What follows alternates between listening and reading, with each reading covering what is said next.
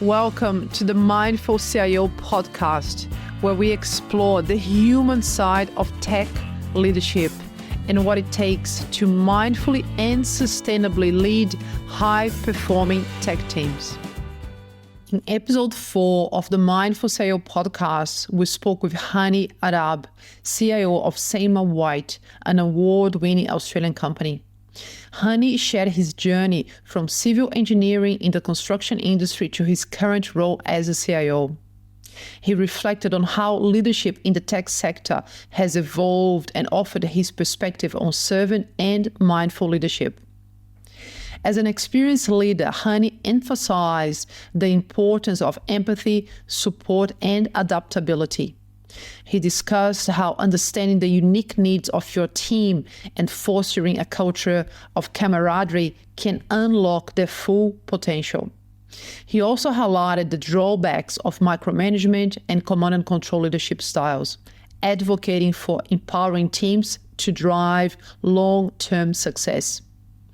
Throughout the conversation, Hani spoke about his commitment to continuous learning, particularly in technology, to effectively engage with his technical team at a conceptual level. He also shared his approach to self-improvement, stressing the importance of regularly reflecting on lessons learned to grow as both a leader and an individual. Our conversation was genuine, thought-provoking, and packed with invaluable leadership insights. We trust it will inspire you to adopt some of Hani's wisdom and take your own leadership journey to the next level. Hello and welcome to Mindful CIO podcast, where we explore the human side of tech leadership. Today, episode 4, we have Hani Arab. So Hani is a seasoned technology executive with over 25 years of experience in construction, asset management, and media. Currently leading Seymour Whyte technology function, Hani is transforming its ICT services to enhance operational efficiency and support the delivery of the strategic outcomes. His work includes transforming the cultural mindset and the perception of how technology can enable and empower their workforce. With a deep understanding of business and technology, Hani is passionate about using a human-centered approach to solve business challenges. Hani holds a bachelor degree in engineering from the University of Technology, Sydney, a master's degree in business administration from the Macquarie Business School, and a master's in information technology management from University of Melbourne. And on top of that, he is a PhD candidate at the University of Melbourne, researching how does the cybersecurity paradigm adopted by an organization influence response capability. Mouthful. So welcome, Hani. Thanks so much for accepting the invitation to have a conversation today. Thank you for having me. Pleasure. Super. All right. So I read what is now probably a reduced version of your bio. It would be great to hear from you, Hani. Some personal facts, something that we cannot find in your LinkedIn profile, perhaps, aspect of your career journey, anything that you feel comfortable and you would like to share with the listeners, please. Well, I think what's unique about myself, I haven't followed a traditional pathway to arrive in a technology leadership role. So for me, I started as a civil engineer working on construction projects.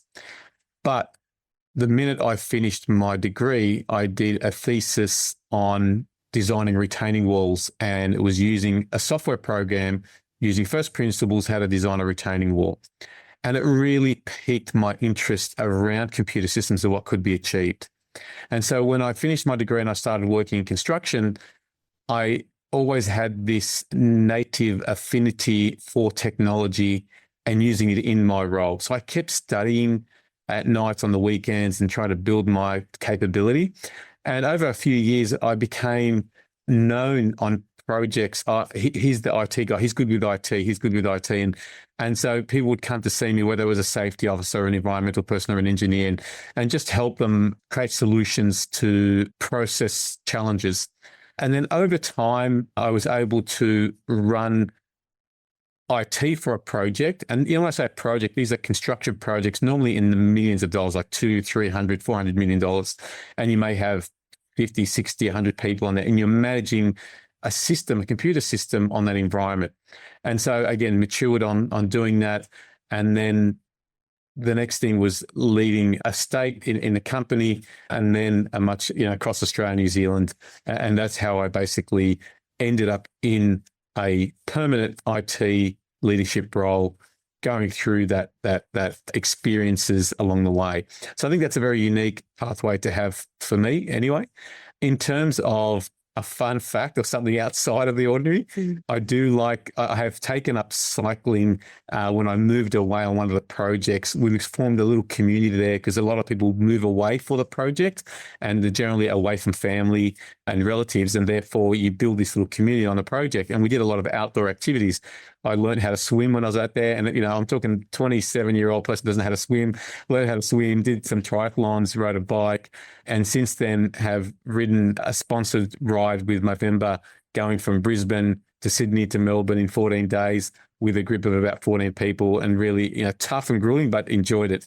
And something that I keep doing now for my own mental clarity and refreshing day to day, having that ability to switch off and do something physical is something that I find very helpful in a leadership role.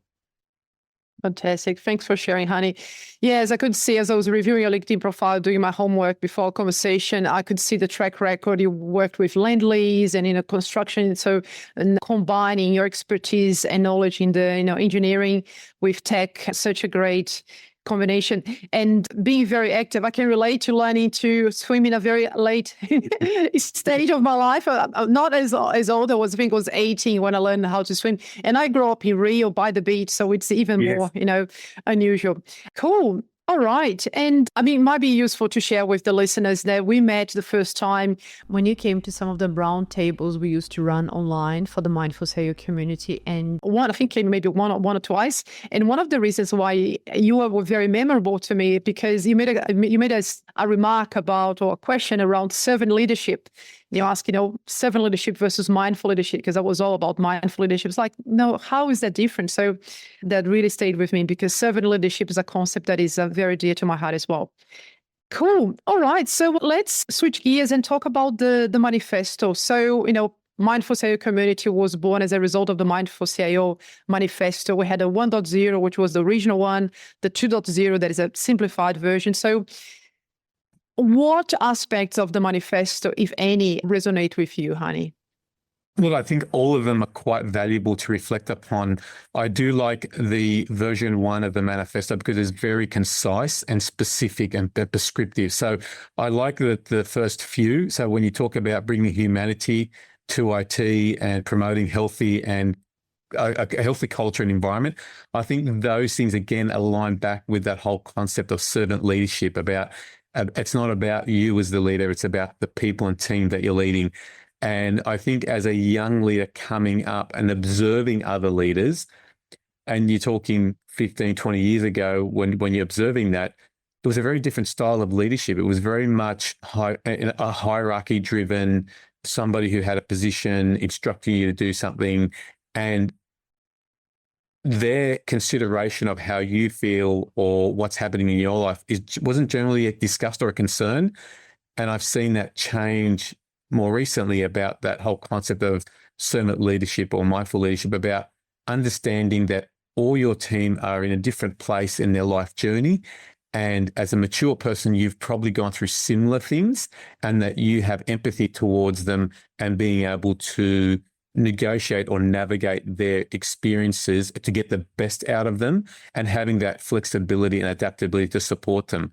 Now, I think as a mature leader, you start to know when somebody's, for lack of a term, taking the piss or stretching that empathy you're putting forward. But when people are genuine, and you know when they are, that you have that empathetic view and able to manage that person, not just being objective, business driven, that these are human beings that you're talking to. And when you can do it well, it's just an amazing experience to go to work every day and see that camaraderie and a genuine sense of wanting to achieve and succeed.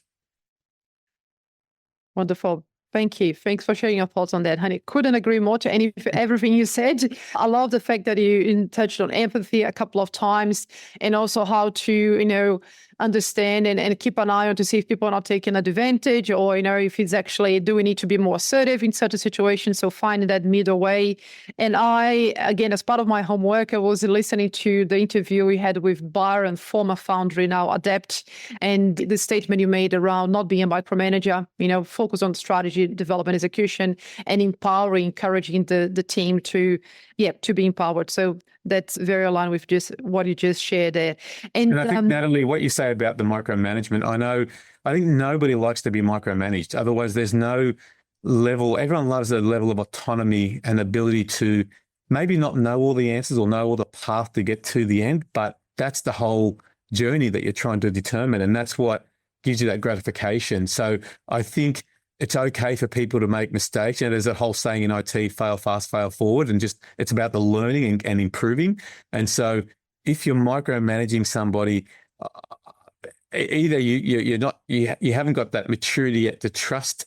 You've got these people there for a reason, but you've got to accept they may make some mistakes, or they may take a decision that you would have not made, but it doesn't necessarily mean it's the wrong one.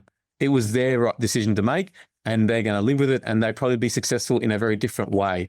And so I think that is, something that it benefits both the leader and the person who's being led. Agree.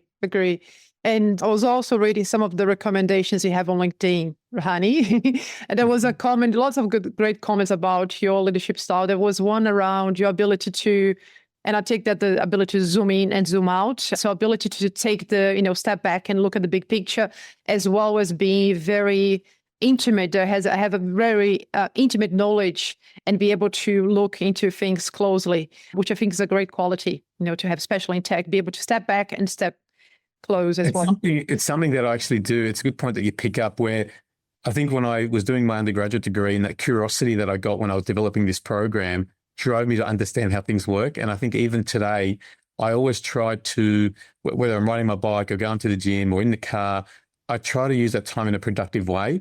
And so, rarely I listen to music, but I try to say, whether it's a podcast or some training course, just these little micro bits of knowledge. And so sometimes I get too technical in trying to understand something, but I want to understand it at a conceptual level. I don't want to understand it to go and do it, but just so that way it helps me with my own team, that I can speak the right language, I can understand the fundamentals of the technology. But by no means I could actually go and do it myself. But I think it is very powerful to at least know it to a certain level. And leads to a lot of respect from the team members as well, because I remember in my, ERP implementation days, there is a lot more respect when you're talking to a manager who knows from a conceptual level, at least, what you're doing. So it's very beneficial. Yes. Well, actually, when you say that, and one of my successes in the early days, when I was implementing technology in a construction industry to engineers, and when they knew that I was an engineer and I could talk the same language, you're right, that already automatically just gave a different level of respect and attention to understand that, I'm one of you guys, I want to solve the same problem that I know we both have. And so you're absolutely right. When you can understand the challenge to a level of detail, you automatically get some level of respect and attention. Totally. And before I move to the next question, another point I wanted to comment is and I think that came up when we had the previous call preparing for today, around the command and what I call the command and control leadership style, which nowadays doesn't really cut anymore, especially for the newer generations. I'm assuming you're kind of like me-ish, maybe not, maybe a little. I think I'm a bit older than you, but Generation X and others maybe still be okay with command and control, but the millennials definitely is not doesn't work. So go on. I was going to say, it may be, there are some industries. I could imagine, for example, if you're in the army, obviously command and control is fundamental, right? So, but when you look at from an IT leadership, I think the days of command and control, like, we know that the senior leader in the room is not the smartest guy in the room. You're relying on people who are very good, very specialized in the tech stack that they know and well. And so how do you get the maximum out of them? I don't think that in that situation, command and control is the best option. in those cases. So I think you need to look at each situation, each industry, and see what works. And maybe sometimes it's a hybrid, but I think resounding across the board, I think having a empathetic view and understanding of people and their lives, I think goes a long way, even in a command and control situation. 100%. Yes. If we have an emergency, as you know, I heard once, if you have a fire alarm going on, we don't want to be coached. We don't want to be mentored. We want someone to tell us what to do, right? So in those situations, like in the army, although command and control has a place, but most of other environments, not so much. Cool. So, Hani, you already touched on some of the things you do to, keep yourself well, mentally, physically, you're quite active. What other self-care strategies or rituals or routines do you have that you'd like to share with the audience, especially those tech leaders who are not so disciplined as you are, that could perhaps inspire them? Yeah, there's a couple of things I can say. Again, when I talked to you about I didn't learn to swim until I was in my late 20s, similarly, I wasn't a very active person at school. Sports wasn't something that naturally came to me. And I went to a school that was very popular in rugby league and sports was a big thing. And so it was only later in life that I took being a more active outdoor person, and I really enjoyed it. I mean, not from the physical side of it, but the mental refreshing feeling that you get from doing these activities. So I've maintained, and whilst I do things like I cycle, I don't mind swimming, going to the gym, doing strength training, doing a bit of boxing. I like to mix it up and just keep it exciting and do different things. But cycling is something I do consistently because I use it to commute to work a couple of days a week, and I find that's just a great way to switch off at the end of the day. In terms of any type of meditation type things, I have tried a couple of those things through apps and other things. It's something that I've never really stuck with and embraced, and only because my own religious faith is I'm a practicing Muslim, and so part of that I pray 5 times a day, and I find that in and of itself is very challenging. And I think that ability to switch off during the day and have 5 minutes and to, pray towards a higher being, if you will, is very, very difficult when you're in the day, the rat race of a day, and you've got to shut off for 5 minutes and do it. It is very powerful. It's very refreshing and cleansing. And it's exactly, I suppose, what you try to do in a meditation type practice. But I do it very disciplined for a different reason, but the benefits are the same. 100%. Couldn't agree more, Hani. I can see the parallel, absolutely. And yes, it just came to mind the one of the previous episodes we had with Ben, who's also an engineer, and he spoke about the power of pause. And I believe the times you stop to pray is pausing.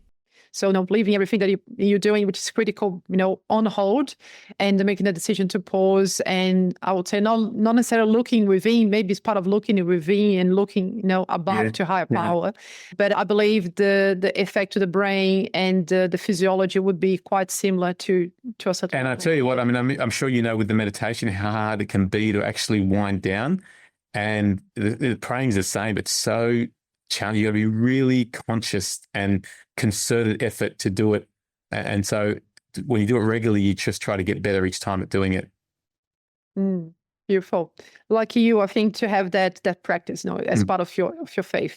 Wonderful. So for those listening, highly recommend you to have a look Hani's LinkedIn profile. There is an article with a hilarious video about the plank challenge when Hani was with Asset Link before, taking the whole other, I'm assuming that was your initiative, Hani, to do the plank challenge with the team. Yes. So it's a few minutes video, really, really fun to watch and really inspiring. Thank you. So, Hani, moving to talk about, great leadership. So you mentioned a few characteristics of, leadership style that you aligned with. And, in the interview with Byron, also the interview with Sit Down, you alluded to, some aspects that you admire in great leaders. So do you have someone that is a bit of a reference for you, or that you worked with, a leader that you worked with in the past that you kind of use as a reference, or maybe a public figure as a role model? Look, for me, it's been observing and being aware of how people interact with myself, or even if I see them in a public speaking scenario, there's an opportunity to learn different techniques and how people react or do things in certain situations. I don't have like one single leadership, icon or idol that I look up to, but I would say that I have, I'm not say hundreds, but there are definitely many different experiences with people that I've been exposed to where I've admired how they've responded in a situation. We're in a meeting. Even when I was younger, I had a lot more of those experiences because I'd look and observe the way they speak, the way they respond to a certain situation, the way they remain calm, the way they just stopped and reflected and didn't say a word for 30 seconds before responding. And it stuck out to me, and I go, wow, that's I can see how powerful that was. And so I think there's a lot of opportunity that I've learned. I've worked with a lot of good leaders over my time growing and developing, and being able to learn different things from different people. Sometimes when they're presenting, sometimes when they're just talking in a meeting, sometimes when they're just in the kitchen and how they create small banter, and just observing that and go, and people are attracted to that sort of character. And so I think for me, it's not one individual person, but we all have opportunities to learn from people by just being conscious and aware and observing and wanting to learn, wanting to observe and say, how can I benefit from this interaction, or what have I liked? And sometimes what I don't like what have I observed that's not really cool. I wouldn't want to be that. Like, I think that's a bad what. And the same person that I might have admired for other things has some things that you go, because we're human beings, we're not perfect, and that's okay. And that's why I think, he's not necessarily looking at one person and thinking they're the gold package, if you will, in leadership, but taking away the good from people and making it your own. I don't try to mimic anyone as such, but just try to use that to augment my own character and my own, what natively sits well with me is something that I would do and continue to do. Cool. Thanks for sharing. What I'm hearing is the curiosity, the love for learning. Something that I noticed in one of your interviews you did with Byron as well, and that's so welcome and so critical in technology, right? Because you're constantly having to learn. And what I heard also is this wisdom around not idolizing anyone, acknowledge that everyone is imperfect. No, we're humans, so some people have qualities that you really admire, and maybe some behaviors that you don't appreciate so much, but taking, picking and choosing whatever serves you and learning from that. Absolutely, yes. Cool. And these people that you meet have different experiences, right? So you can leverage those experiences. For example, if you've met a leader who's been, very customer facing or doing a lot of executive facing, they act and talk differently, and you can learn from them for different reasons. So I think, that's very beneficial to consider it that way. Honey, I saw, can't remember where, but a quote from you that with great power, and that's of course is not your quote, but with great power comes great responsibility. Anything that you like elaborate on that? It's I think is a great one anyway, regardless. But yeah, look. So if you think about as a leader who is entrusted with company resources, whether it's people or investment, financial investment, and they're seeking for you to navigate and deliver a vision that aligns with the strategy of the company, obviously is a power granted to somebody, and so you have to treat it for such. And I think when you talk about the servant leadership, I think there was a period in my time growing, seeking growth and development and promotion. There is a level of ego that creeps in because we're humans, right? And we want to feel good about ourselves. And so I think over time, as you mature and you start to deliver some of these things, consciously, I try to keep ego out of it and focus on the outcome and be genuine and honest about that. And I think that's where, when I say with great power comes great responsibility, because you're responsible to deliver the outcomes for the investment that the company has entrusted you with, and also the people that you lead. This is their livelihood. How do you ensure you do the right thing by them, help them to grow and develop, and make them more commercially valuable for their next opportunity? So that's I suppose where the thought came from. Cool. Thank you. Something else that came to mind just listening to you now was, the idea of in a younger age, I think we've all been there, right? Climbing the ladder, very ambitious. Now, I can relate totally in my 20s. And this idea of, I think it was in an interview again with Byron, there was this question around the average number of hours CIOs are working in Australia at the moment.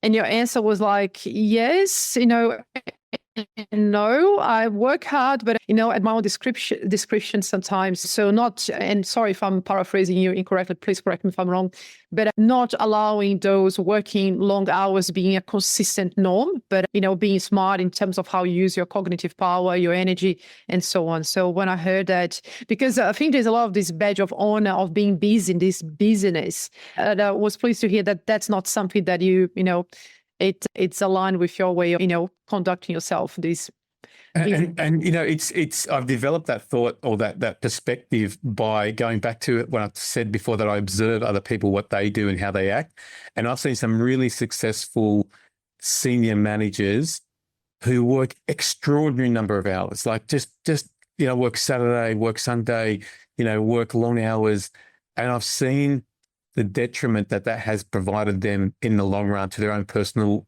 life and their own personal health. And so I think you owe it to yourself and the organization that you work for by looking after yourself and being balanced in the approach. Now, I'm not saying that if you've got a time frame, you've got to deliver a certain tender or you've got to deliver a certain board paper for a certain business case, and you work 7 days straight and you work the weekend and you sacrifice and you make that conscious choice, no problem. We all do that. But if it becomes something that needs to be maintained forever in a day and it never goes away, I think that's unsustainable and unhealthy and not going to give the right returns for the organization. And what message are you sending to everyone else that you lead as well? It's just not a sustainable practice. And so, I've worked with an organization now that, we have to have late meetings in the afternoon because we're owned by a global company. And to my discretion, I use that time. So if I've got a meeting starts at 6, I'm going to finish at 8 and I might have one a bit later, it's okay for me to leave work a few hours early, go to the gym for an hour, come have a shower and then have dinner and then jump back online. I manage that discretion. So I maintain the responsibility to deliver the outcomes and be available when I need to be available, but it's up to me to manage that time. And I think you're doing a disservice to yourself and the company if you don't manage your time in a balanced way and look after your own mental health as well as your physical health as well. Thanks, Hani. Agree. And as you said, you're being a role model as well to your team. So if you have that kind of approach, the expectation could be, unspoken expectation that everyone will be following that. Yes. Sustainable. Okay. Absolutely. All right. So let's move into storytelling time. We did a little bit of storytelling already, but now moving to the second part of the conversation, Hani. And I'd like to look into perhaps a story that you have or perspective on the non-technical sides of tech leadership. So the human side of tech leadership. So some of the themes that are quite common that I see with clients that I'm coaching, executive coach or guest speakers in the pod around leading change or, getting buy-in from the board on funds and budget approval, or perhaps, developing, attracting, retaining talent. What else? Managing competing priorities and demanding stakeholders. So what story comes to mind, if any, around the non-technical aspects of being a tech executive? So I suppose what I want to preface the discussion is that I don't want your viewers, and I'm sure they probably know this, but when they listen to someone like myself or others that have been on your show, to not think that by any means that we're perfect, right? And we still go through the same struggles as everyone else, and we have highs and lows. And that whole saying that, it gets pretty lonely at the top is definitely true. And so when you're trying to lead a change agenda, you're very passionate about the change and what the vision and what benefits it can provide the business. And the difficulty is, how do you communicate that in a language for the people around you, depending on the industry you're in, and to allow them to embrace that vision and get excited about it. And I think it starts with that storytelling, setting a vision and articulating it in a way that is tangible enough for the rest of the stakeholders in your leadership team to embrace and support it. Easier said than done, but it starts with that and then trying to do that. I think another thing is in terms of maintaining the relationship or developing relationship amongst your stakeholder group, is really important. And I think even myself, if I be critical, I'm not doing it well enough. I need to be more active and conscious of driving that as well. I think that's really important. And sometimes it can be difficult with some people, but you've got to put that extra effort and continue to try and build that, because it will make it easier in the long run. So building that coalition, getting them on board the journey of the vision, articulating it in a way that's tangible for them, I think are all ingredients to a recipe that will consistently make you successful. Thanks, Hani. And thanks for your honesty and vulnerability, saying I'm not perfect. No, set expectations, because now we're all learning to a certain level. So I appreciate that. Yeah, you used the word coalitions, and that reminded me of your first 90 days. I don't know if you came across that book. It's a really good book for transitioning into any new leadership roles. And they talk about understanding, identify your allies and also your detractors, hopefully not too many. Yeah, that came to mind. And so to inspire people by sharing the vision, building relationships. So I'm curious if you have any practical tips or, based on your experience, something that has worked for you in the past. It sounds like, again, back to the conversation you had with Byron, when you took the current role, you mentioned there's no split off, focusing on the strategy, development, execution, 25% in relationship building, 10% in professional, personal development, and also team culture. So clearly relationship building is something that is important for you. You recognize the importance of building relationships in the level of your role. So I'm just wondering if you have any practical tips, or based on your experience, a story of, success or failure around, setting that vision, bringing people along the journey, or even, developing relationships when you are brand new, developing your brand. I think something that you do quite well, if I could say. Yeah, I think when you talk about that particular discussion with Byron, because it was quite new at the time, and I'm coming into an organization and trying to understand the current state, and the current state or the culture in the team could have been better. It just wasn't strong, and it didn't have a customer-focused mantra, if you will. It was all around, back office. It was almost a traditional IT function, and we're trying to shift that. So getting to know each person individually, and then having, multiple offsite workshops, trying to describe a future state. If we were to maintain the way we are, what the potential could lead to, and then describing what a new state would look like, a future state, if we just change our mindset on some of these things, where we could be and how we could turn ourselves into a business enabler and an advisor, rather than somebody who just keeps the servers running in the server room.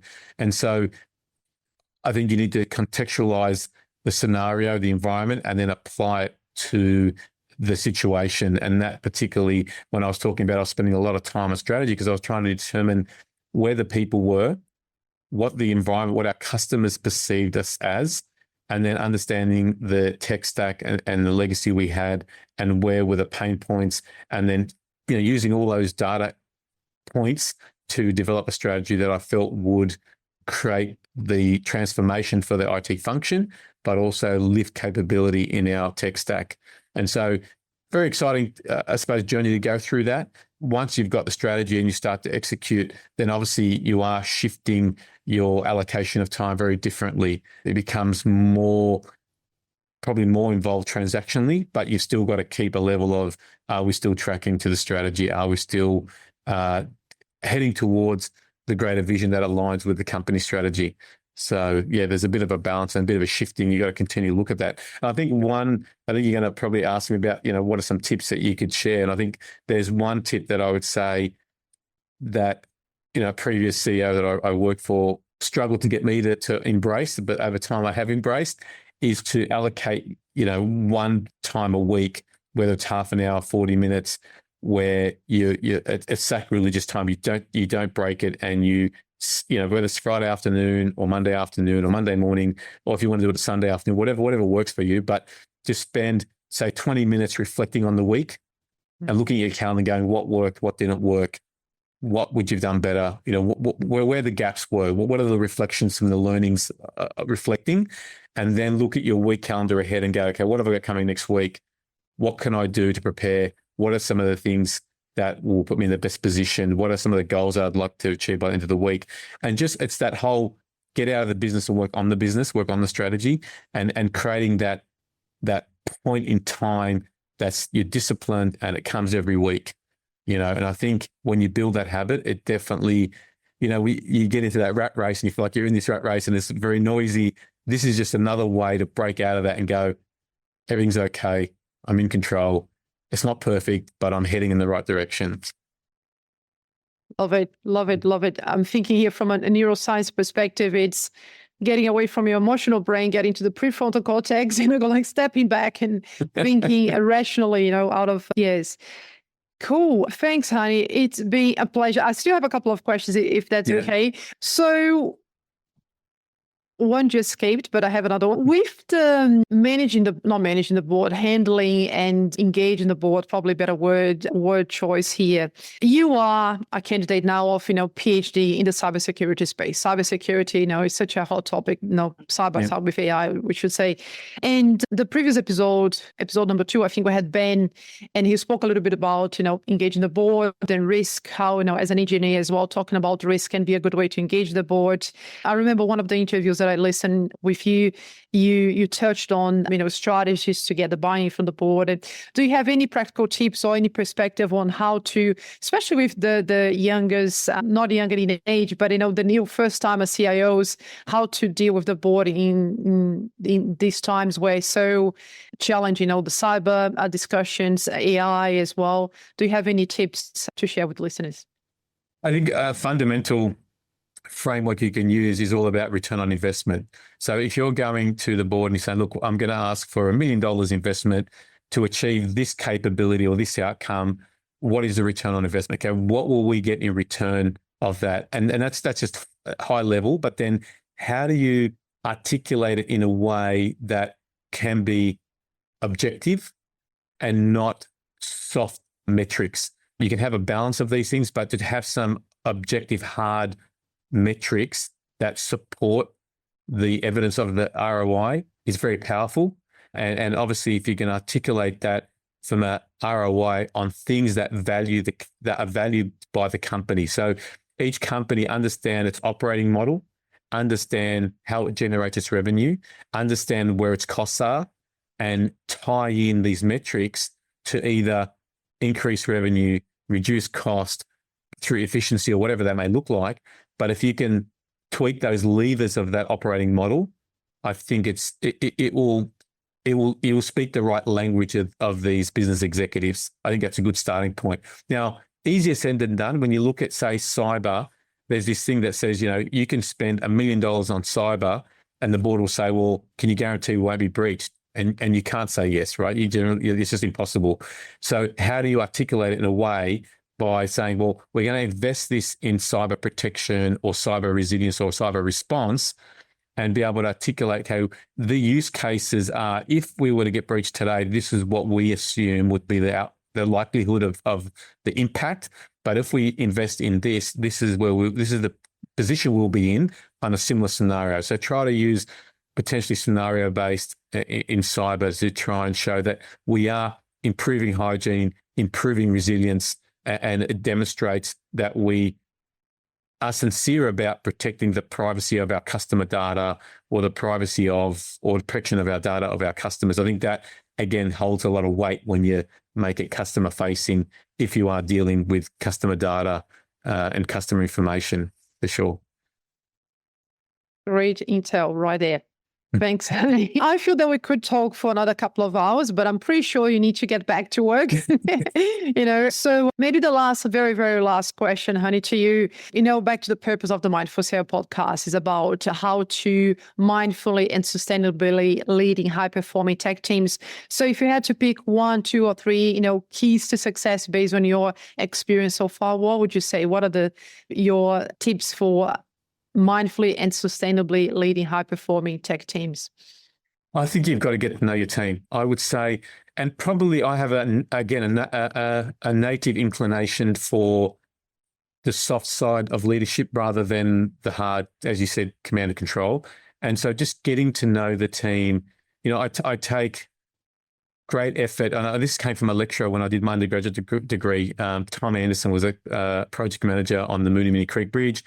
And he told a story one day in a lecture, and I'll never forget it. It was probably 30 years ago, maybe more, where he talked about he purposefully would spend time with engineers and people and learn the names of their wives and their kids, and occasionally bring that up, or how's Jackie going, or how's Jill going, and those little things for a young person to have somebody senior just to ask a question about their child who, if their child's one, they had their first child, you can imagine this is nothing more precious in the world than their child, and you're asking about them, just carries a lot of weight. And so getting to know your people, getting to know, and it takes a bit of a balancing act, right? You don't want to be intrusive, you don't want to be nosy as such, but you just want to ask enough to say, I want to understand you as a person, where you are in life, what are your motivators, what are things that don't interest you?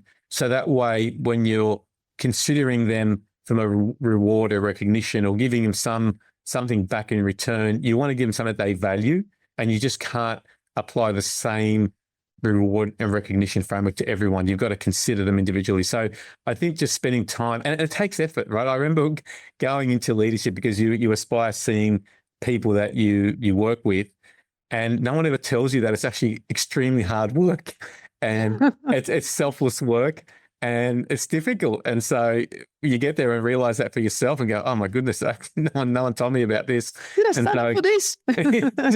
So I think that's probably to try and get the most out of people in this day and age, specifically in the tech world. It's getting to know your people. And look, and some people won't, again, may not want that, may be very standoffish and don't want to engage in that. And that's fine. You just need to work out where that is. But most people, happy to have a discussion, happy to understand. And I normally will share as well and make myself vulnerable as well to have that engagement. But I think that carries a lot of weight when people can form that sort of companionship as human beings and can collectively own the vision that you're putting forward and working towards it as a team. So good. Thanks, Hani. My heart is warm. Such a beautiful perspective. And I really, really appreciate you sharing your views and your wisdom and your experience with us. And everything that you said, it's very, very aligned with what we advocate here in the Mindful CIO podcast and the Mindful CIO community. So I really appreciate your time, your energy. And look forward to maybe having a part 2 discussion in some stage, perhaps. And wishing you all the best in your role. Thanks again. Thank you. Thank you for inviting me, and thank you for the work that you're doing. And I hope that people or listeners that, like me from my older version 10 years ago, listens to it and they get some value out of it. And I think that's the whole point of this, right? That people, it's funny that you can listen to these things and you don't have to absorb it all in its entirety, but there'll be little snippets of things that will resonate and that will add the value. And so I hope people, of your listeners, to get some value out of the discussion that we've had. Plenty of seeds. Absolutely. Thanks so much, Hani. No, you're welcome. Okay. Take Bye care. for now. Cheers. Bye-bye. Thanks for tuning in and joining our discussion today. If you're learning from this podcast, please subscribe, give us a good rating, and share it with your friends. If you have any questions or suggestions about guests you'd like me to interview here in the Mindful CIO podcast, please share in the comments below. Last not least, thank you for your interest in the human side of tech leadership. See you in the next episode.